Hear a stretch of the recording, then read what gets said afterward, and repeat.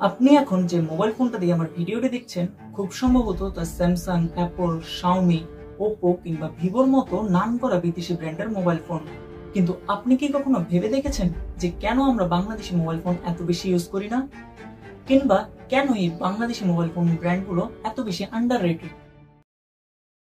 বাংলাদেশে mobile phone ব্যবহারকারীর সংখ্যা প্রায় 19,36,00,000।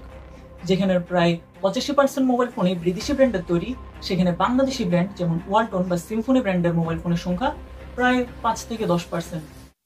হ্যাঁ, that's so small. Yeah, I know that. এবং এর কারণ জানতে চাইলে প্রথমে সিম্ফনির দিকে নজর দিতে হবে। 2015-16 সালের দিকে মার্কেট লিডিং পর্যায়ে থাকা এই ব্র্যান্ডের বর্তমান অবস্থার জন্য দায়ী তাদের পুয়ার মার্কেট অ্যানালাইসিস স্ট্র্যাটেজি। বাংলাদেশের মোবাইল মার্কেটের কথা চিন্তা করলে এখানে 3 ধরনের কাস্টমার থাকে। প্রথমত ইয়াং জেনারেশন, যাদের বয়স 15 থেকে 40 বছর, মিডল এজ, যাদের বয়স 40 থেকে 60, এবং ওল্ডার কাস্টমার।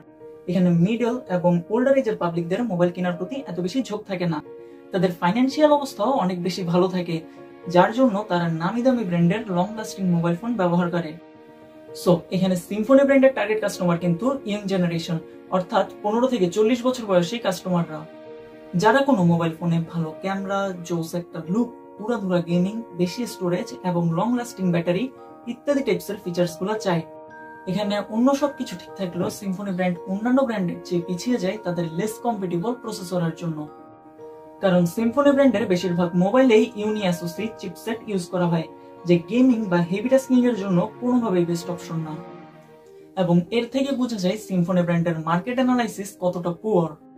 যদিও তারা বর্তমানে মিডিয়াটেকের চিপসেট সমৃদ্ধ একটা মোবাইল ফোন বাজারে এনেছে, তবে এই মুহূর্তে তাদের প্রয়োজন স্ন্যাপড্রাগন বা মিডিয়াটেকের মতো প্রসেসরগুলো ইউজ করে কোনো মিড রেঞ্জের মোবাইল ফোন বাজারে নিয়ে আসা। সিম্ফনি ব্র্যান্ডের ডাউনফলের পিছনে আরো একটা বড় রিজন হলো তাদের ব্র্যান্ড ইমেজ। 2015-16 সালের দিকে এই মোবাইল ইউজাররা বিভিন্ন ধরনের সমস্যা ফেস করতে থাকে, যেমন ওদের লো কোয়ালিটির ব্যাটারি, যেটা 1 থেকে 1.5 বছর ইউজ করার পরেই ফুলে যেত, সেই সাথে লো স্টোরেজ ইউজ করার সময় একটা ল্যাগি ভাব, এবং ওদের আনঅপটিমাইজ সফটওয়্যার মানুষের মনে সিম্ফনি সম্পর্কে একটা ব্যাড ইমপ্রেশন ক্রিয়েট করে, যার ফলে এখন এইসব সমস্যার সমাধান সিম্ফনি করলেও কাস্টমার অ্যাট্রাক্ট করতে ব্যর্থ হচ্ছে। এবং এই সিচুয়েশনে কাস্টমারদেরকে আবার তাদের প্রোডাক্টের প্রতি অ্যাট্রাক্ট করার জন্য তাদের বিভিন্ন ধরনের মার্কেটিং ক্যাম্পেইন চালু করা উচিত।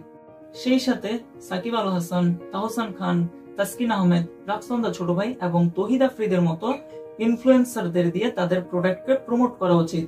কারণ আমরা ওপো ব্র্যান্ডের মোবাইল ফোনের কথা যদি চিন্তা করি, আমাদের সাকিব আল হাসানের কথাও কিন্তু মাথায় আসে, কারণ ওপো ব্র্যান্ডের সাথে সাকিব আল হাসানের ব্র্যান্ড ইমেজও অনেকটাই জড়িত। এছাড়াও সিম্ফনি ব্র্যান্ডের মোবাইল ফোনের আউটলেটের সংখ্যা অন্যান্য যে কোনো বিদেশি ব্র্যান্ডের মোবাইল ফোনের আউটলেটের সংখ্যার চেয়ে অনেকটাই কম।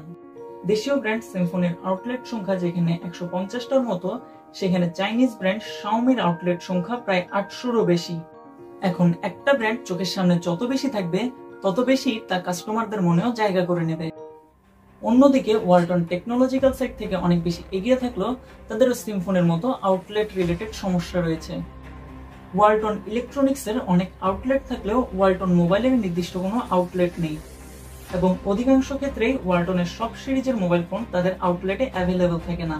এক্ষেত্রে ওয়ালটন ব্র্যান্ডের উচিত স্যামসাং এর মতো তাদের মোবাইল ফোনকে একটা আলাদা সেগমেন্ট হিসেবে তুলে ধরা। এখানে ব্র্যান্ডের পাশাপাশি আমাদেরও কিছু গাফিলতি আছে।